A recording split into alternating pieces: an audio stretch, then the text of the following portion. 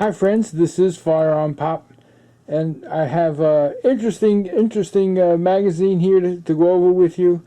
This is the American Rifleman, and the date of this issue is, try to give you a close-up of it, is September 2006. Now, at the last gun show I was at, there was this gentleman that was selling off his father's estate, and he had tons and tons of books, magazines, tons, and other paraphernalia, everything from belts, holsters, you name it, even a small cannon that he was selling off.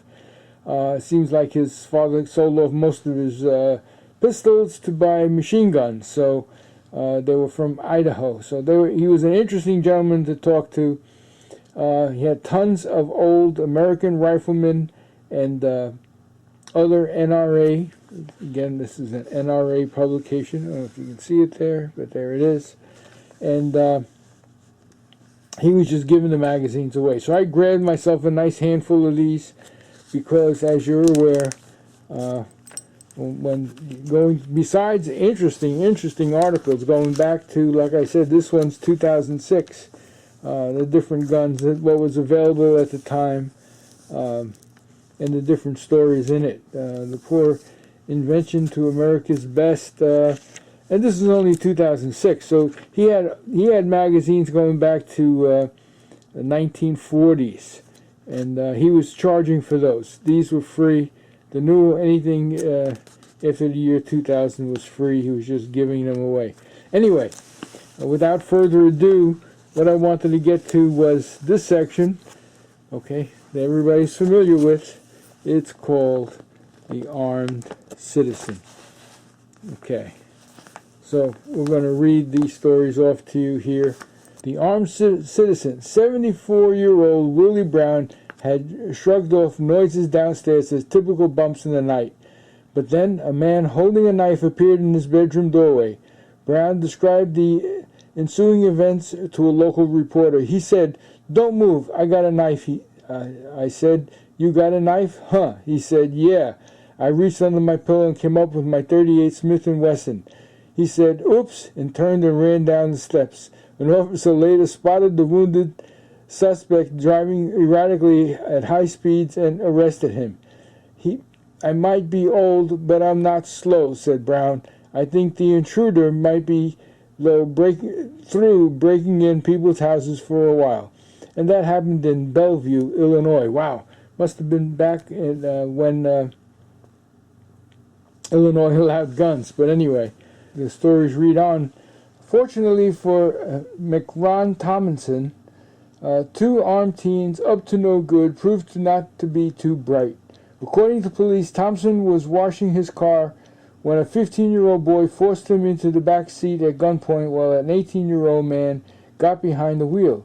They drove to a vacant lot, then, apparently, unbeknownst to the carjackers, was just a few hundred feet from a police station. At that point, Thompson was able to retrieve his .40 caliber pistol from his pocket and open fire on his assailants. Police officers, hearing the shots from the station, quickly responded and caught the teens as they ran. The suspects were taken to the hospital in the gunshot wounds and later faced aggravated robbery charges, and that was in Houston, Texas. Yeah, well, who said criminals are very bright anyway? They're usually not very bright.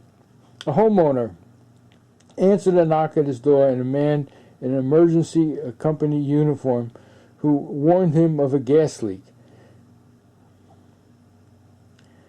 The homeowner became suspicious. Police say he grabbed the pistol and went to investigate. When where he encountered the man and at least two others. One of the suspects shot the homeowner in the arm, but he returned fire and fatally wounded the uniformed man. The others fled and were still being sought by the police. The phony utility worker's uniform included handcuffs, a toolkit, and a badge, and identified him as a restaurant employee. It was clear that he was intent on doing some kind of robbery or home invasion, said Harris County Sheriff Lieutenant John Martin.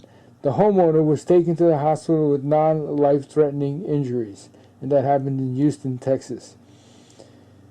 Domenico Robinson and his family were awakened by the sound of someone jiggling the knock at the front door. According to police, the intruder knocked at the door, charged into the apartment as Robinson grabbed his rifle. The occupant fired, fearing for his safety and for the safety of his family, said Detective Jeff Felton. The suspected burglar was pronounced dead at the hospital from gunshot wounds to the torso, and that happened in Tulsa, Oklahoma. Unable to fend off an alleged intruder on her own, a woman ran into the home of a neighbor, Roger Ledford, but police say the suspect continued to pursue her, even shooting the lock off of Ledford's side door as he attempted to breach the door. Ledford shot him with a shotgun, killing him. The homeowner was fearful of what was going on and shot and killed him, said Captain Brad Stanley of the Fort Smith County Sheriff's Office. Police also said the assailant had poured a flammable substance inside the woman's home. That happened in Salem, North Carolina. Police said a restaurant employee was restocking shelves and cleaning after hours when two masked burglars entered the store by breaking a lock off the security gate and shattering the glass of the front door. Hearing the ruckus, the employee, armed with a handgun, went to investigate. When one of the intruders confronted him with a crowbar, he shot him once in the upper chest, killing him. The dead man's accomplice fled, but police apprehended him 2 blocks away. The suspect was charged with murder for committing a felony in which an accomplice was killed, and with aggravated burglary. And that happened in Columbus, Ohio. And that's interesting, that the accomplice was charged, that's why I stumbled on that, was charged with murder for committing a felony in which an accomplice was killed. So they actually charged him with murder. Great, great stuff. Okay. So those are Voices from the Past. Again, it's September 2006, American Rifleman Magazine. Lots of other great articles in here. It was a find, and so you'll be seeing maybe one a week of armed citizen stories now with these old stories from the past. I hope you enjoyed them. This is FirearmPop. You be safe out there, and God bless. Bye now.